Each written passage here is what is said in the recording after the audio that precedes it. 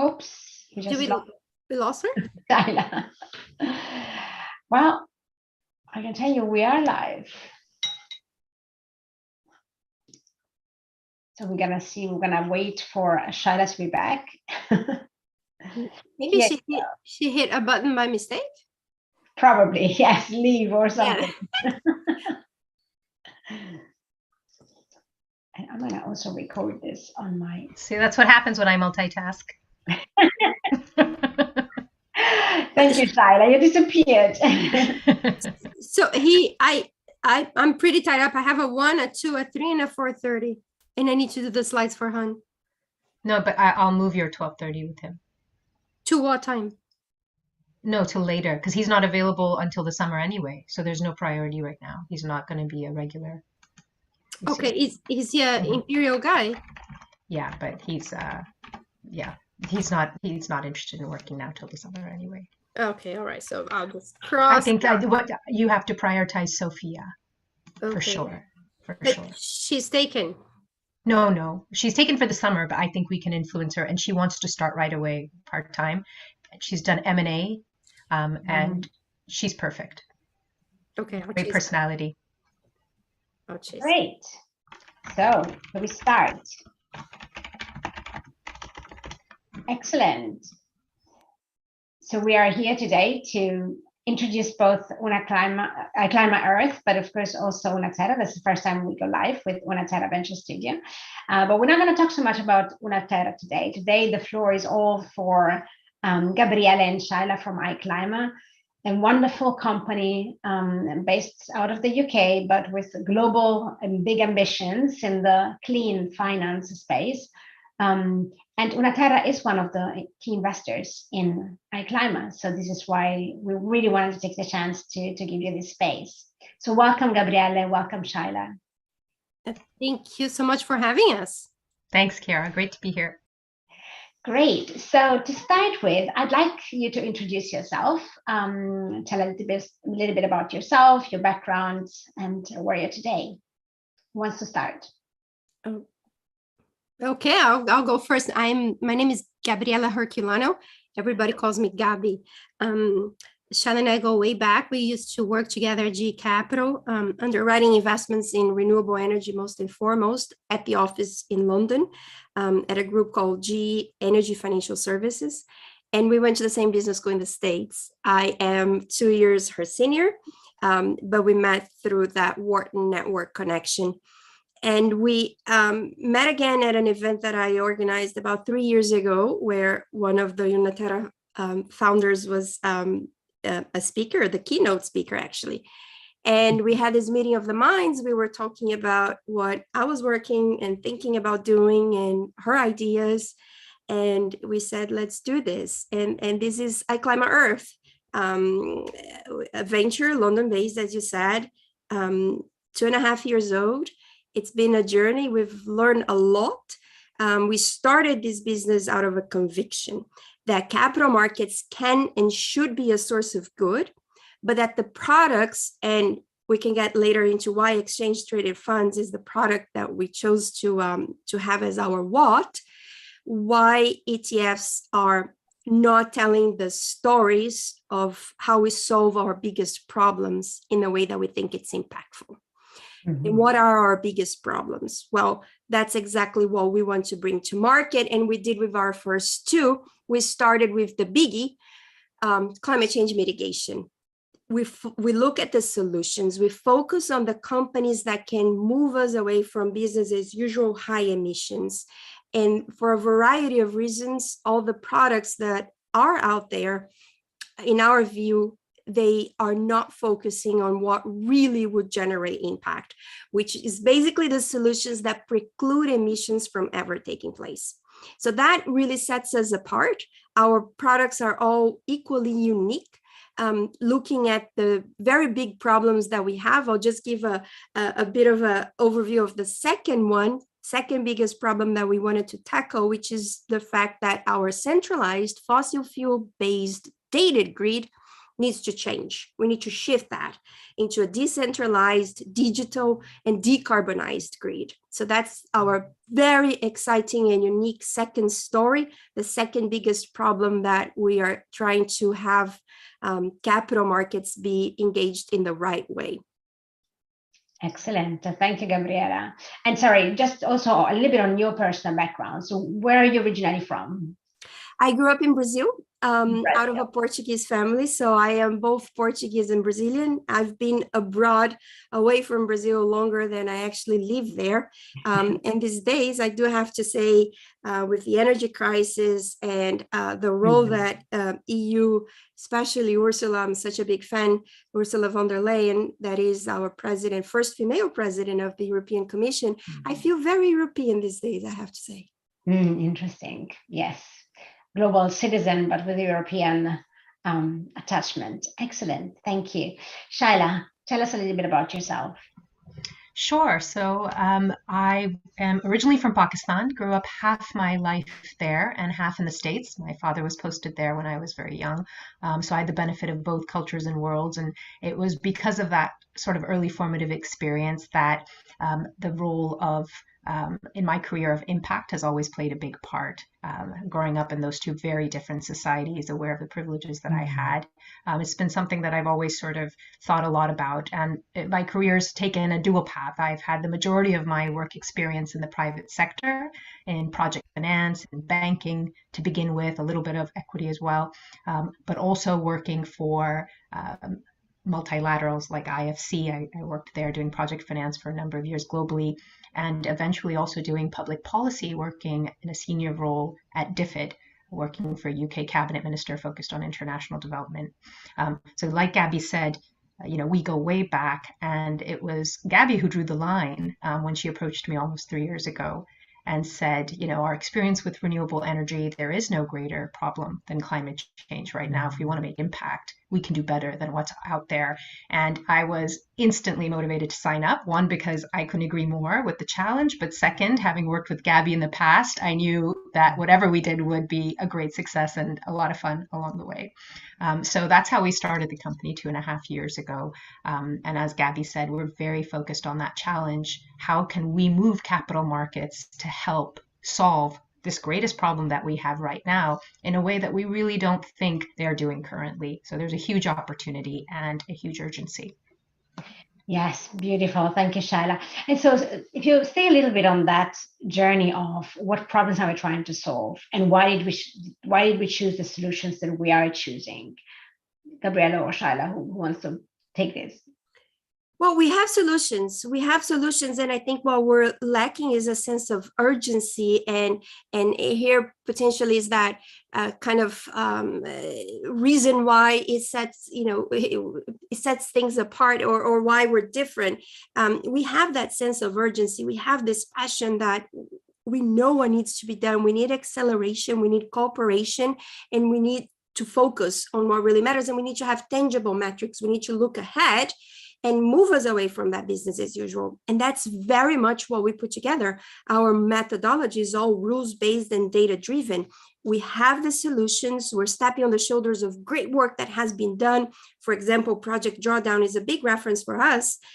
They quantified the path to 2050 net zero in terms of the 100 existing technologies that are ready to be scaled up. So it's a very objective conclusion that we have the solutions, we need to scale them up. Our conclusion and the real source of our excitement and motivation is that the solutions are deflationary and they're really converging, and they will change, and they are changing everything, and it's going to be much faster than we all think. So it gives us a lot of hope and a lot of excitement that we can do this, and that there's a lot of sectors in the economy that are not seeing that coming, so entrenched that they are in keeping things, as usual. So I think that the passion, often I'm told that I'm very passionate about this. Passion in itself doesn't do anything. If that is the spark and the motivation to do better than your competitors, then it will yield into extraordinary results. and maybe being female, it's not very easy being on Wall Street when you're a woman. You have to just be better and be 2 steps ahead, and have that tough skin and conviction on your worth and what excites you and motivates you, and your knowledge and the skills. So I think that we put that together, and now we're mothers, and we have this motivation of leaving the house in order for our kids, for the next generation. You put all of these things together, and I think we are in a unique situation to potentially make a difference and have impact, but you're not given opportunities. You have to take them. And that's very much what we've been doing for 2.5 years. It requires a tremendous amount of energy. We chase people, and we're starting to be, heard, which is great. But again, it's having all those elements there and being relentless in because the impact will be there. Yes, and it's really about filling that gap, right? So we have Project Drawdown, which is amazing insights, amazing information, but it tends to stay at the level of information and not at adoption, not at actually how do we implement that? How do we take that information and make something out of it? And then there is the rest of the world with companies, et cetera, that are doing the status quo, that are still keeping their practices. And so you're trying to bridge that gap, right? Yes, that's exactly right. There's huge opportunities like Project Drawdown identified, and actually the framework that we use called Potential Avoided Emissions was created by an intergovernmental agency called Mission Innovation out of the Paris Agreement. So that agency was formed, and this framework was formed with the express purpose of helping capital markets flow to the innovations and solutions that need to be scaled up in order for us to meet our 2030 milestones. So capital markets have a massive role to play here, and they can't do that unless they have something to steer them, something that's precise, something that's impactful, something that's clear. And the current sort of steering mechanisms are scorecards, which often have questionable impact. You have to be very careful using a scorecard because it can mean very different things based on what exactly it's measuring. And most often it's measuring risk of the environmental or social governance factors to a company, as opposed to looking at, for instance, the opportunities or the best-in-class companies that are going to help us achieve certain outcomes and goals. And therefore, that was the gap we identified. That was where we thought we could play the greatest role in helping steer that capital to the innovations that need to be scaled up, as had been recognized in 2015, was so important and remains to this day really important. And our fund, the first one, is a comprehensive set of solutions, 27 subsectors, all in one place, 163 companies, and all of them have that express purpose. They all have solutions in place currently today, revenue generating companies, large, publicly listed, that are helping the world move away from business as usual. Because again, that goal of meeting our 2030 milestone, cutting annual emissions in half, it won't be accomplished with incremental change. You'll need a complete move away from what we've always done. You have to find new ways of doing things. And that's what I think makes also the methodology very, very, very useful and important. Not only is it measuring impact this way, looking for the companies preventing emissions, but if you believe, as we strongly do, that the world is undergoing this massive structural transition to greener, more sustainable economies, then the companies are also poised for massive growth. These are the companies whose solutions are necessary for other companies, businesses, and societies to reduce their own emissions. So they're well positioned to benefit over this next decade of structural transition. Amazing, yes. And so this is one of the products, right? This is your biggest product. Can you call it out again, the name of the product? So yes, that's the iClima Global Decarbonization Enablers. That's the full name of the fund for the European markets.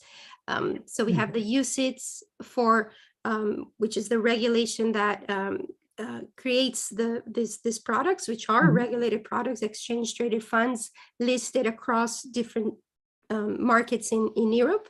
And then we have the equivalent in the US with a little bit of a different name. We launched in Europe first not because we're based here, but very much because Europe is ahead.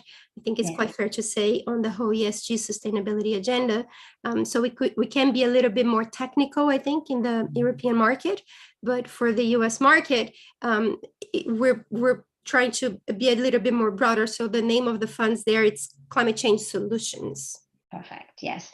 And so how did you land into this product? I mean, did you test it and validate it with your stakeholders and customers before launching it? Did you have to pivot it? What is the journey of that first product?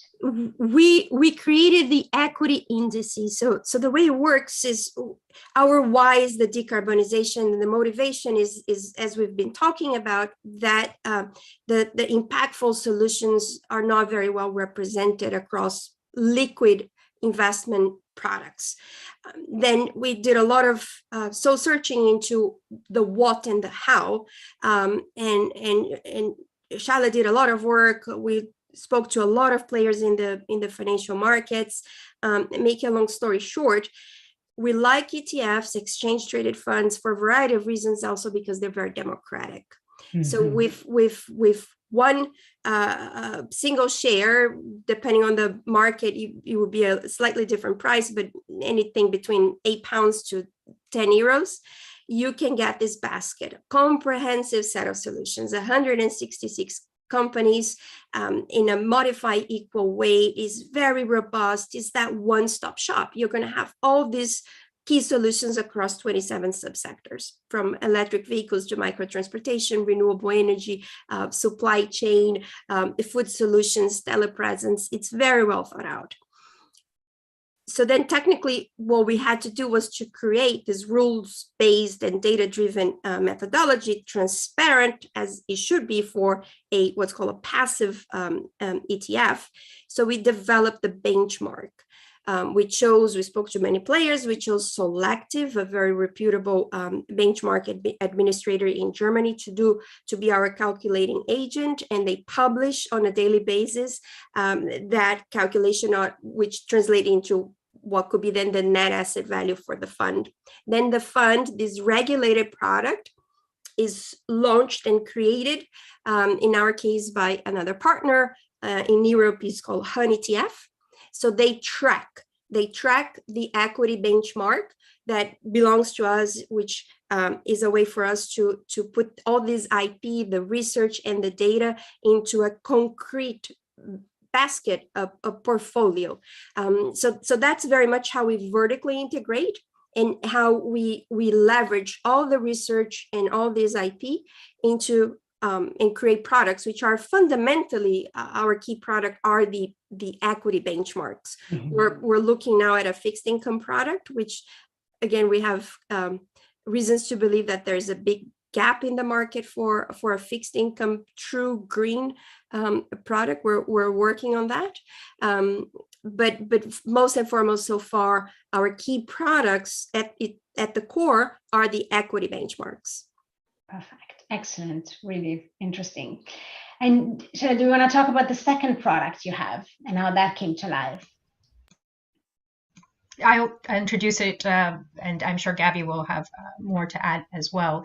The second product is focused on a subsegment of the solar industry, and it's a sector that I know from more than a year ago, Gabby was sort of knocking on all the doors and telling all of us, guys, this is going to be huge, and you can really see around us, all of it is playing out exactly as we had talked about over the last year. So increasingly, as our national grids, which are based on very old traditional systems of central fossil fuel-based power plants distributing down to the local networks of individuals, increasingly these grids are coming under pressure.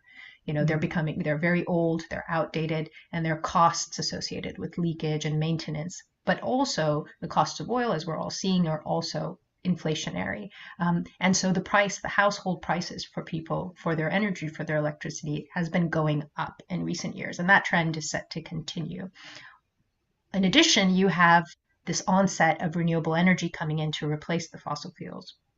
the majority of countries, 90% of GDP, have set out net zero targets and therefore are looking to bring renewable energy increasingly as the main source of supply. And therefore, these outdated grids are going to have to learn how to cope with what's called intermittence, which is basically production that isn't always uniform. You're going to have times of high production and times of low production, which is just the norm. And therefore, there's increasing pressure to solve this issue with storage. The majority of storage solutions right now live in electric vehicles. Most batteries are currently there. There's also stationary batteries within homes. Therefore, at least in the interim, but even as a long-term solution, governments and national grids are increasingly looking at how they can leverage the existing storage assets within individual electric vehicles, within business and consumer homes, the storage supplies there, to help smooth out the needs and the production of what's going to be an increasingly renewable source. Therefore, this whole second fund that we've created is about the ecosystem that enables that local power generation, so solar panels on rooftops, as well as commercial rooftops, residential and commercial, the battery solutions that exist in a home, that exist in electric vehicles, the technologies like dual inverters that enable the sharing of electricity between a car and a home and a grid, and energy efficiency. So that's what the second fund is all about. And we've actually seen an acceleration in that trend, given all the turmoil in the energy markets currently, the increasing prices. It's something that we are seeing a far more rapid acceleration of than we had expected. Yes, I mean, seriously, that is really a big segment and a big need for more awareness and adoption. And so, how does the future look like for iClima Earth? What is the ambition? We have a pipeline of products. At the core is this equity benchmarks that we've been talking about that attempt to address our next set of very big problems. They're unique in that in many cases nobody's giving any attention to these very big problems. There are incredible companies with products and services that solve many of the issues. So they could be really exciting portfolios with a very tangible material impact. And again, it's beyond us how these stories are not being told, and it's our edge. It's a bit of the David Goliath. You need to have a new player. That's what startups are for. A conviction that there is a big problem not being addressed, not being solved, and we have conviction that these themes are incredibly important and they're not being looked at. Or being told in the wrong way. So we want to bring them to market fast and furious. We want to land grab and be known for the uniqueness of what we do, the material level of impact that could come out of these companies, and shifting the narrative very much in a very material way, making capital markets be a source of good, knocking at the doors of all the investors and hearing from them what we've heard already many times, which is just music to our ears. Oh yeah, this makes so much sense. I kind of thought of something along those lines, but couldn't really get it done or put my finger on it. Thank you. I love it. Love what you're doing. So that's what we think we will have by the end of the year. This suite of extremely unique, to begin with, equity products that focus on addressing our biggest issues. Mm-hmm. And I guess in every startup, as you say, there is that receptiveness of, yes, we need it. But then there is also the resistance to change, right? The resistance to adoption, the resistance to the finding the 100 excuses that it's not the right time or come back later or nice but. So how do you deal with the no's? With a lot of patience and persistence. But and we recognize that there are all kinds of protocols that institutions and individuals have to work within, and that's fine. I think for us the important thing is that we are and our approach is well known. It's out there, that people understand what we're trying to do. Whether we're able to have people act upon it now or in the future, it's really up to them. But for us, we see our responsibility of coming out with this methodology, of talking about it, of having it well known. And so when you talk about what to expect going forward, I would also add that we're increasingly looking at partnerships to help elevate our message, to help kind of put a bullhorn to our message, because we really believe the methodology and the approach we have is very unique. It's just making sure that everyone has access to it and can hear it. So we've started writing a weekly column for NASDAQ. Abby's actually just about to submit the second one for this week. They have a World Reimagined website where they talk about the upcoming interesting changes. We're looking into further collaborations with some serious people within the space, scientists and organizations that are doing a lot within the climate space, and therefore looking at ways to collaborate with them to again get the message out and say how all of this relates to financial markets. So that's another thing to watch out for, is those increasing partnerships that we're looking at. But yeah, I just wanted to add that it is going to happen. It is going to happen. It's like that S-shaped adoption of the technologies that we do so much research on, like vehicles to grid, virtual power plants, in the electric vehicles themselves. There is an adoption curve. You have the early movers. So our second fund, that Smart Energy that we were talking about, we had conviction that security of supply and predictability on prices was going to be extremely important for the users of electricity. The transition is inevitable. It's not going to be orderly, because that transition to a low carbon economy, it's connected, of course, intertwined with fossil fuel as the industry comes to an end. And that is going to be bumpy. We saw that coming, and the only solutions, this ecosystem of solutions that solar rooftops kind of epitomize the idea, they're without a shadow of a doubt going to grow extremely fast. That's our forecast, that 25% of the 1,000 gigawatts of solar that we expect the US to add to their grid by 2035 will be at the point of consumption. It will be that solar rooftop. Technically, it's called behind the meter. So we're ahead in connecting the dots and seeing that happening. We have conviction that the data, it's a very objective observation, is there, showcasing how big this acceleration will be. And this energy crisis is just proving us right. It's giving us tremendous momentum. The headlines of all the newspapers, right, is that companies in our universe, Meyer Burger, SMA Solar, for example, two German solar rooftop installers and producers, they cannot take, their book orders are through the roof. They cannot produce this fast enough. We saw that coming. Of course, the war exacerbates everything, and it gives that impetus. And we see the European Union, united we stand, determined to accelerate that conversion and that transition to conversion from fossil to renewable, and that transition. There's nothing else we would rather be doing, because this is history in the making. We'll be able to look back and pinpoint to the invasion of Ukraine as the point where we started to really solve the climate crisis. And that's a beautiful thing. But then again, we need to do our share and our part. And the companies in our universe, we have conviction. They're problem solving. Yes. And as I said, luckily we were already preparing beforehand. And if there is a good side of this invasion, this Ukrainian crisis, that it is in favor of the world and the climate, at least there is some wins for somebody. So that's really beautiful. And I love, also everything you're doing in terms of that leadership, that thought leadership on, your newsletter, your report, your sustainability report, which I think was really a rich source of insights.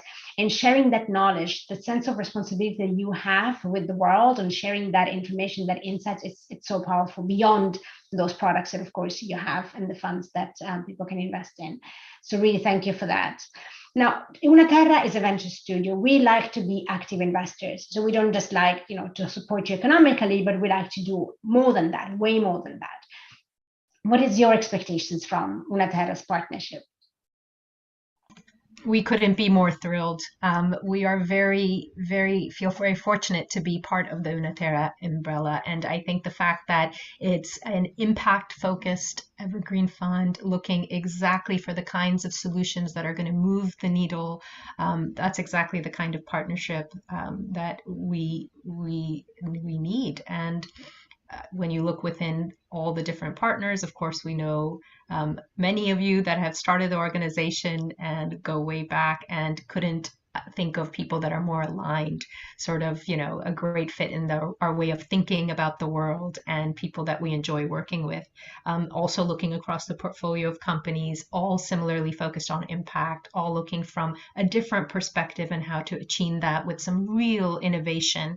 Very much excited to be a part of that family and leverage all our different expertise, our different areas of strength, and things that we all bring to help make us all better. So very much looking forward to working more with Una Terra, and couldn't be more thrilled with that partnership.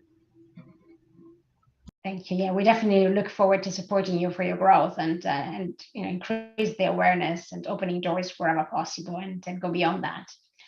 So this has been really, really interesting for me and powerful. I love hearing your stories. I could hear it 100 times, and there is always a different angle, a different addition. So thank you very much for today. No, such a pleasure. Thank you so much. We're super happy to be on the record talking about what we do, and very publicly say how we appreciate your support. We share a conviction, we share a passion, we share a determination to make a difference. We share this belief that innovation and capital markets can be a source of good, and you guys enable us, you empower us, you give us capital and ideas, and you make us go, reach further, and that is so very much appreciated. And we like working with you guys, because in the end, it's not just the destination, it's the journey. We're in this together, and in this fantastic company. So thank you so much for all the support. Thank you. Thank you for